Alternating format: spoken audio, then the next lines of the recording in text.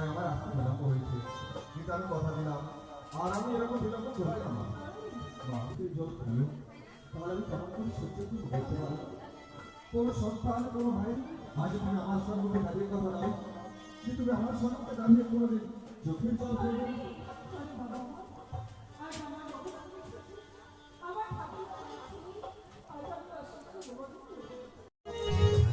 জয়